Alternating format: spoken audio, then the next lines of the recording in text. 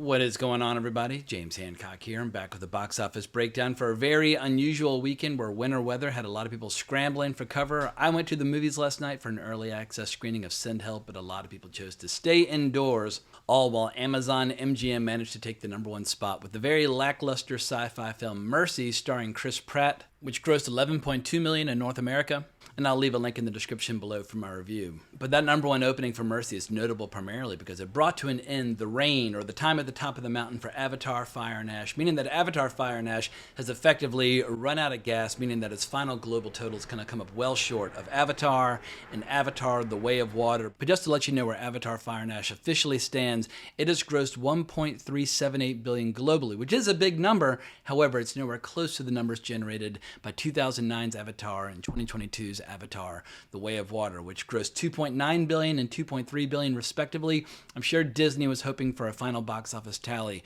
with a 2 in front, so maybe it's time for James Cameron to have that press conference where he tells everybody where Avatar 4 and 5 are going to go, but James Cameron is not going to live forever. I, for one, would love to see him make a movie not set in the Avatar universe before his time on this earth draws to a close. But let's put a pin in Avatar for a second and just talk about Amazon MGM, because 2026 is going to be a massive year for Amazon overall. They've got a ton of movies coming out in the theater, and even if Mercy is kind of an unremarkable movie where it looks like a streaming movie, it feels like a streaming movie. However, Amazon MGM put their money where their mouth is. They put the movie out in theaters. They got their #1 opening, and they have a ton of big movies coming our way over the next couple of months. And if some of these upcoming releases for Amazon MGM end up becoming hits, it could be a total game changer for the overall theatrical landscape, because we're seeing a lot of old school traditional media companies kind of merging or getting acquired or folding together. Obviously, right now there's the big ongoing debate between Netflix and Paramount, who's going to get to acquire Warner Brothers, and I feel like there's still a few more chapters to that story before we know where it's going to finally land. But obviously, everybody knows Netflix is the streamer. That's where their main focus is. But Amazon, it's almost like they're trying to plant their flag in theatrical as a way of luring filmmakers away from Netflix and saying, no, we still believe in traditional theatrical exhibition, because right around the corner, we have some major releases. And those major releases, at least on paper, are the kind of movies that I like to get behind. They have Crime 101, which is based on a story by Don Winslow. And Don Winslow, I've only read one of his books. I read The Force years ago, but he's a major crime novelist. But we also have their upcoming adaptation of Project Hail Mary. But Project Hail Mary is the kind of movie where I wish every single studio out there would at least take one big swing like this per year, because it reunites the writing team of Andy Weir and screenwriter Drew Goddard in their previous collaboration with The Martian, directed by Ridley Scott. But this time we have Phil Lord and Christopher Miller in the directing chair. And while their careers might have been temporarily derailed when they got fired from Solo, a Star Wars story by Kathleen Kennedy, I feel like they made a major comeback with their involvement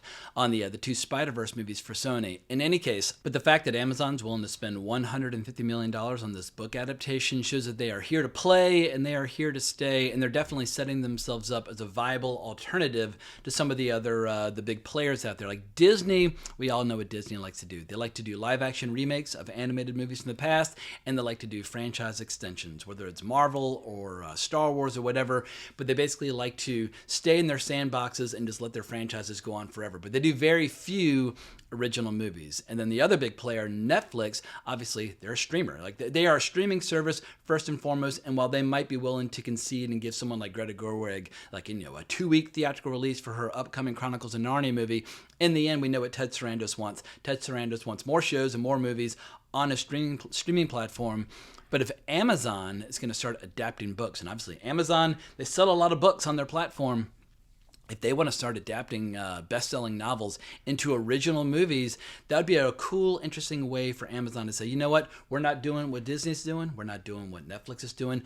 Come to us if you want to take a big swing, because in the 1970s, whether you're talking about Jaws or The Exorcist or Carrie or whatever, there are a lot of really, really cool big-budget adaptations of best-selling books. So for purely my own selfish purposes, I hope that Amazon will be successful with some of their upcoming book adaptations, because there are thousands of science fiction and fantasy and horror novels out there that would make great movie franchises, but we have an industry that just seems compelled to and content to remake and extend the same shit over and over and over again. And Amazon is not immune to that temptation, because they dropped a couple days ago their trailer for Masters of the Universe coming in June. So while they might be making Project Hail Mary with one hand They are making Masters of the Universe with the other. And hang on, I'll be right back. I got to grab something.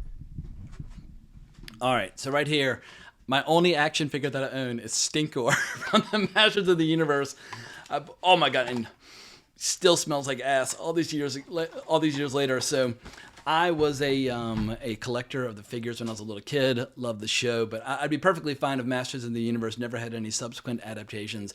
But if Amazon can turn it into a successful movie franchise, more power to them. But you can tell they're doing a hybrid approach. Like, what are some legacy IP or some familiar IP that we can try to bring back to life, while at the same time making some original movies, etc. and so forth. But if you've never played with a Masters of the Universe figure in your life, and you want to play a gag on some of your friends, buy Stinkor. I opened this thing up like 5 or 6 years ago, and it still smells like pure ass.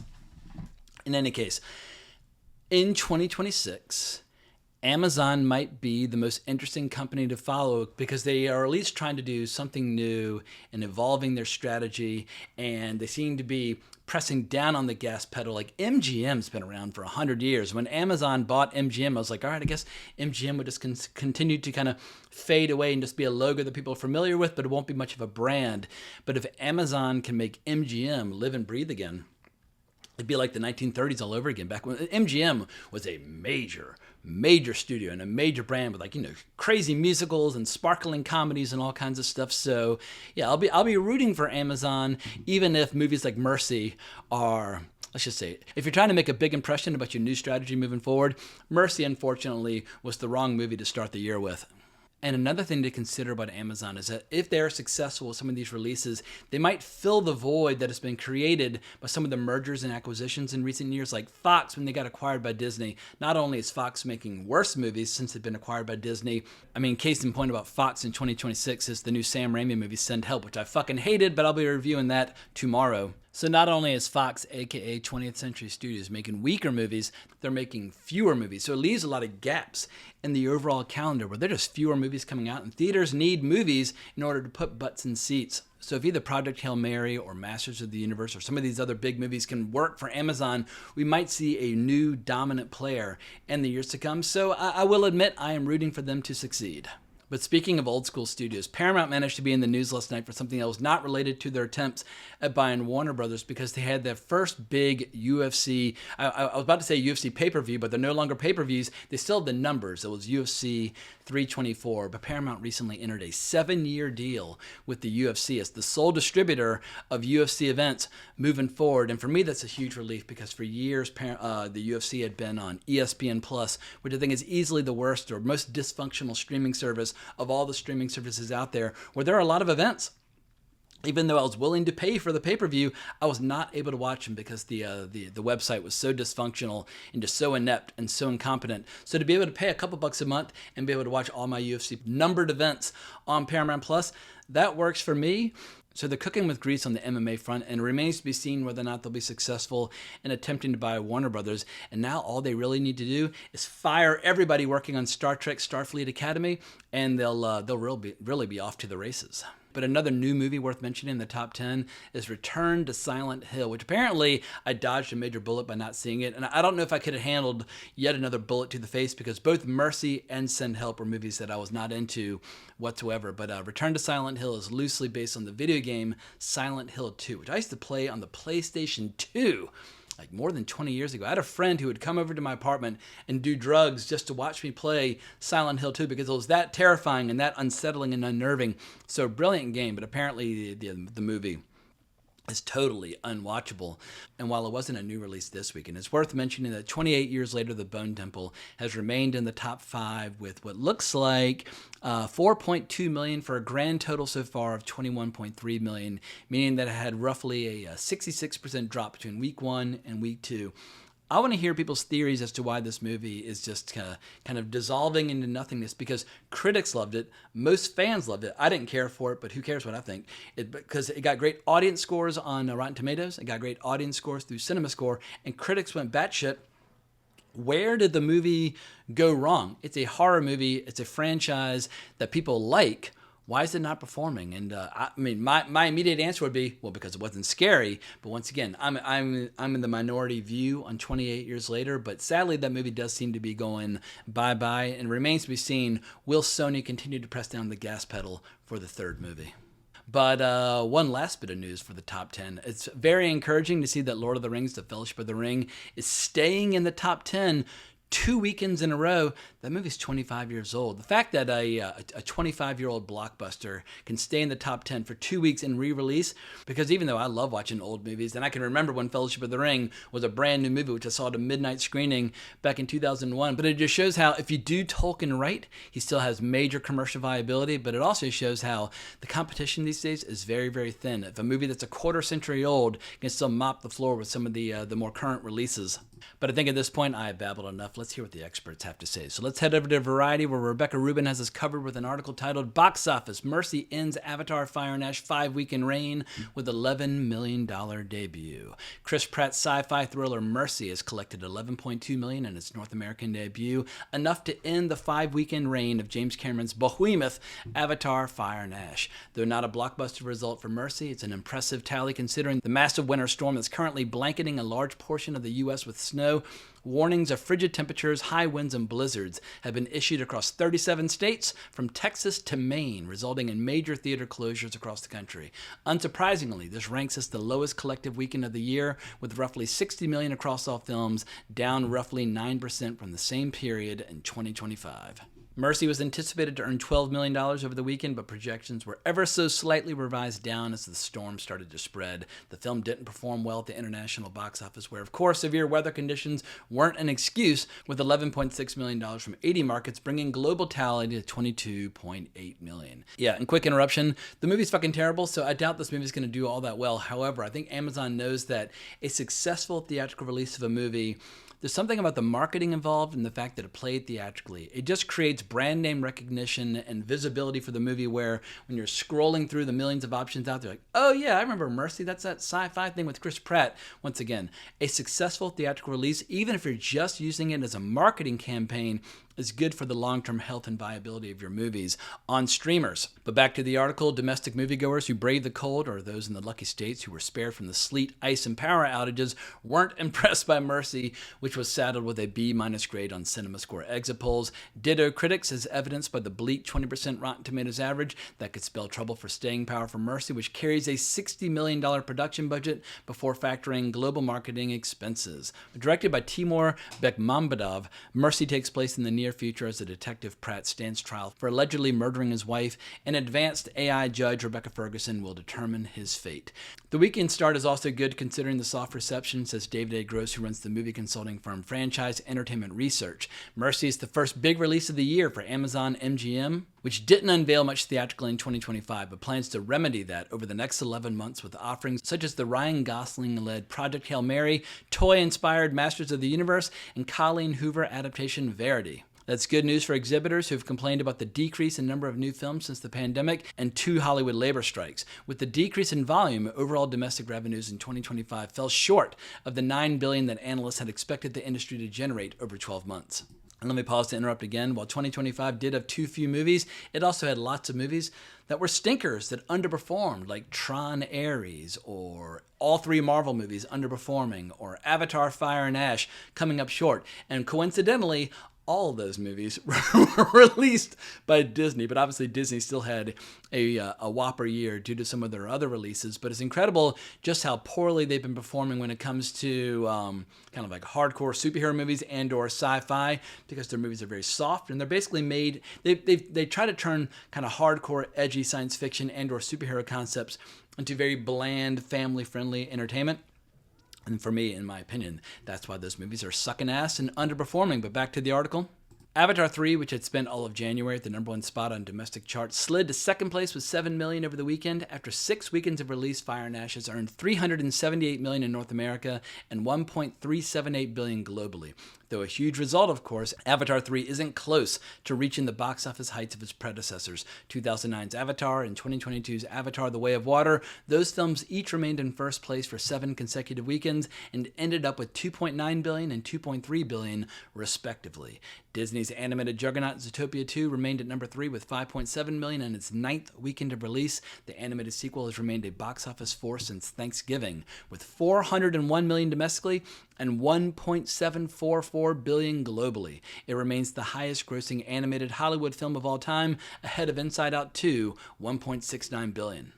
Another new release, Return to Silent Hill, couldn't crack the top 5 and debuted in the number 7 slot with $3.2 million from 1,850 locations. That's dramatically behind the first 2 films in the psychological horror series, 2006's Silent Hill, $20 million debut, and 2012 sequel, Silent Hill Resurrection, $8 million debut. Sony released the initial film, which ended up grossing $100 million worldwide, while the now defunct Open Road backed the follow-up, which tapped out with just $55 million.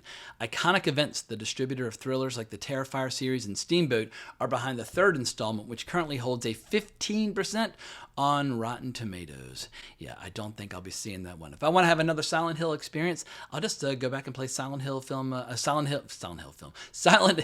2 again. But back to the article, the film is a total investment of only $3.5 million, Cineverse chairman and CEO Chris McGurk said in a statement. Love it or hate it, the video game fans want to see the film and talk about it, and that will continue to make it a great title for us in home entertainment. He added that weather clearly was a big factor this weekend and impacted the box office significantly for everyone. Hopefully the industry will get some of this missed demand back during this week and next weekend if the weather improves.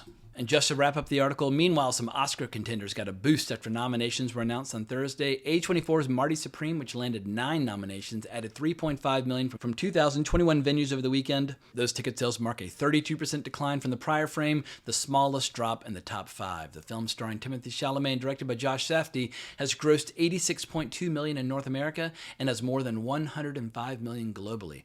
At the number 8 spot, Chloe Zhao's Hamnet generated $2 million from 1,996 theaters in its first weekend of nationwide release. The Shakespearean drama, which scored 13 Academy Award nods, has earned $17.6 million domestically and $42 million globally after several weekends in limited release. Historically, films in the sweet spot of the runs in theaters have the most potential to get a coveted Oscar bounce at the box office, says ComScore's head of marketplace trends, Paul Dargarabedian. Yeah, what's interesting about Hamnet is how it constantly stays like in 8th, 9th, or 10th spot. It's like the little engine that could. It's like earning $1 or $2 million per week. And I have a feeling that by the time its box office run is drawn to a close, Hamnet will end up having performed just fine. I feel like Chloe Zhao moving forward, she should ignore opportunities like The Eternals and stay focused on movies like Hamnet. Movies like this, Oscar contenders, are definitely much more her sweet spot. In any event, let's have a look at what's coming out this week. We got The Moment from A24 coming our way on Thursday, which I'll be reviewing. Send Help is the biggest release, which is coming from Fox/Disney, but I saw it last night and I fucking hated it, but I'll be reviewing that movie tomorrow. Oh, I'm going to see some boxing in Madison Square Garden. Not movie related, but that's what I'm doing on Saturday night. So some interesting possibilities on the horizon. And then the following week, we have Luc Besson's new adaptation of Dracula. And then we also have that new Gore Verbinski movie coming out soon. What's it? Good Luck, Have Fun, like Don't Die or something like that. But I think that comes the following week after that, the same week as Crime 101, as well as Wuthering Heights. So yeah, that weekend of February, like 11th, 12th, 13th, has a ton of new releases. That'll be very competitive. We shall see what will prevail. But every single girl I know on planet Earth is looking forward to seeing Margot Robbie and Wuthering Heights. So I imagine that'll be a major release for Warner Brothers. But let me know what you think down in the comments below about Amazon's future prospects, which of their movies might pay off, which movies might fall on their face. And if you enjoyed this video, please consider liking, subscribing, hitting that notification bell. I would greatly appreciate it. And I'll see you later tonight when I review the latest episode of A Night of the Seven Kingdoms. But thank you so much for watching. But more importantly, as always, onwards and upwards.